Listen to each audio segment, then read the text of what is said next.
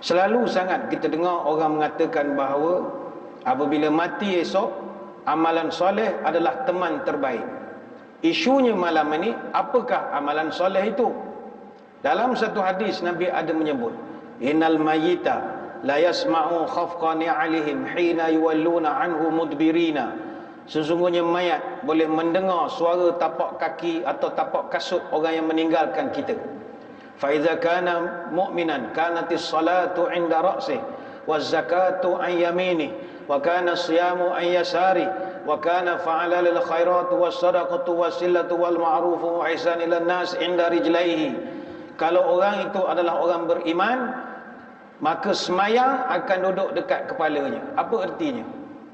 Dia nanti tuan-tuan, bila kita dalam kubur, orang pikul masuk dalam liang lahat, tutup dengan papan, bubur tanah, kambur, bolah bunga kiri kanan.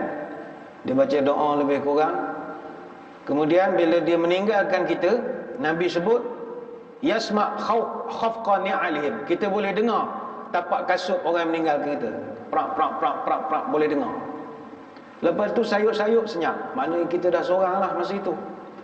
Dalam kita duduk kesorangan ketika itulah, kata Nabi, kalau mayat ni mayat orang beriman, kanatis salatu 'inda ra'sih.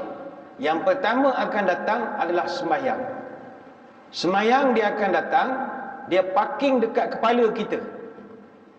Waz zakatu an yaminih. Kemudian yang kedua yang akan datang amalan kita adalah zakat.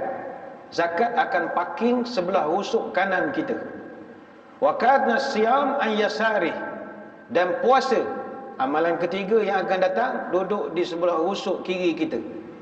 Dan kemudian kata Nabi, wa kana fa'ala lil khairat was sadaqatu wasilatu wal ma'ruf wa ihsan ila nas 'inda rijlai. Kemudian di kaki kita pula nanti akan didatangi oleh aneka amal kebaikan yang sunat-sunat. Seperti kata Nabi, nombor satu sedekah. Sedekah, jaga silaturahim, amal ma'ruf, nahi munkar, buat baik pada manusia, akan duduk dekat kaki kita. Apa tujuan 4 benda ini duduk dekat dengan kita?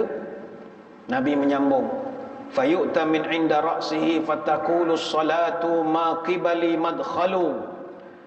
Maka ketika kita dah ada kawan 4 ini tadi, datanglah malaikat menjalankan kerja-kerja interview dia. Soalan kubur ini soalan yang paling bocor lah, semua orang tahu soalan ini. Malaikat akan datang, dia nak tanya kita 5 soalan kubur, ma rabbuka dan bagai-bagai lagi. Jadi Nabi sebut fayu'ta min 'inda ra'sih. Malaikat dia akan datang dari arah kepala kita. Bila dia datang daripada arah kepala, dekat kepala kita sudah ada semayang. Semayang yang tuan-tuan buat tadi, maghrib, isyak, yang macam-macam solat ni tadi, dia akan berkumpul dekat kepala kita. Bila datang malaikat, mereka akan buat roadblock. Dia akan tahan malaikat. Dia pula tahan malaikat. Mereka akan kata, minta maaf encik, ma qibali madkhalu. Sini sudah penuh encik. Ini orang kuat semayang punya orang. Semayang Jumaat pun ada, semayang semua ada. Ni orang kuat semayang punya orang. Tengok sini mau lalu pun tak boleh. Habis macam mana saya mau lalu? Dia pun beritahu malaikat, encik masuk ikut kanan sanalah, mana tahu boleh pintu sana. Malaikat pun fayuta min 'inda yaminih. Malaikat pusing ikut rusuk kanan kita. Di rusuk kanan kita sudah parking di situ zakat. Yang kita bayar zakat fitrah, zakat perniagaan, zakat macam-macam. Dia pula buat roadblock. Minta maaf encik malaikat, arwah ni kuat sangat bayar zakat. Siap potongan zakat, ikut potong gaji lagi. Dia kuat bayar zakat. Ni pun jam dah, tak ada tempat dah nak duduk ni. Dia malaikat kata, saya ni nak buat kerja. Dah nak masuk macam mana, sempit begini lah. Tuan cari jalan lain lah. Dia kona pula daripada fayu'ta an yasarih. Dia masuk ikut rusuk kiri kita. Fayaqulu siyamu. Maka di rusuk kiri kita telah berkumpul puasa. Puasa pun bagi skrip yang sama, maqibali madkhalu. Minta maaf cik, sini dah jam. Cik cari jalan lain. Malaikat pun fayuta min 'inda rijlai. Masuk pula ikut kaki kita. Padahal di kaki kita ketika itu sudah penuh dengan amalan-amalan soleh. Fayaqulul fi'lul khairat minas sadaqati wasilatu wal ma'ruf wa ihsan ila nas maqibali madkhalu. Minta maaf cik, arwah ni banyak amalan sunat dia buat. Dia kuat sedekah, dia suka tolong orang, dia macam-macam. Ni sini tak ada jalan. Habis apa macam sekarang? Malaikat pun pusing. Cari parking tak ada. Macam kita lah pergi ke KLCC, parking tak ada. Mutar, cari. Akhirnya NFA, no further action. Ni hadis riwayat Imam Ahmad. Bayangkan tuan-tuan, kita selamat daripada soalan kubur ni special sangat dah. Bukanlah malaikat tak nak tanya, tapi nak menunjukkan istimewanya orang yang ada teman di dalam kubur. Teman-teman inilah yang akan membela kita. Jadi teman yang kita nak cari untuk bawa ke alam kubur nanti, sembahyang, zakat, puasa, sedekah. Banyakkanlah sedekah. Siapkanlah menghadapi kematian kita dengan memperbanyakkan sedekah. Sebab kalau di alam kubur kita punya line clear, alam akhirat lagi clear.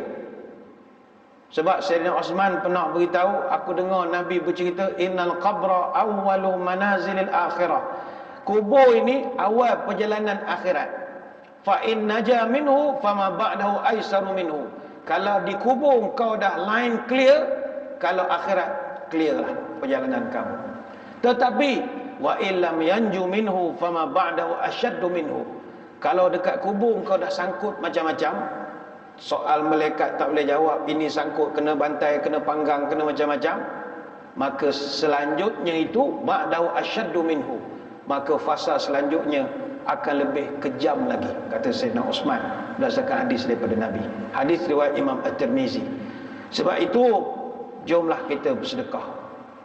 Justru bagi menghadapi kematian, nombor satu, banyakkanlah membuat amalan-amalan soleh.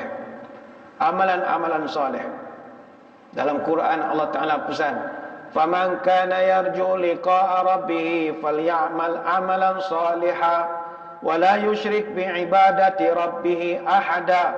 Siapa yang berharap nak berjumpa dengan Allah dalam keadaan baik, falyamal amalan salihan. Banyakkanlah beramal soleh. Banyakkan berbuat baik. Di surah Al-Kahfi ayat 110.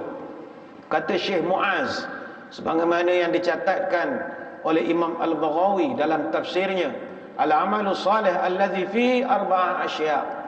Yang Allah maksudkan amalan soleh ini ada 4. Hendaklah engkau laksanakan dia dengan al-ilmu wa niyatu wa sabru wal ikhlas. Engkau mesti buat amalan soleh itu dengan berdasarkan ilmu, dengan niat yang betul, sabar dalam melaksanakannya, dan ikhlas dalam melakukannya. Sebab itu kata Syekh Sa'al Al-Tustari rahimahullah, al-amalu salih ma kana khalian anir riya' muqayyidan bi sunnati. Amal saleh adalah amalan yang wajar disunyikan daripada ditunjuk pada orang, dan mesti diikat dengan sunnah Nabi SAW. Sebab itu salah satu daripada amal soleh adalah bersedekah.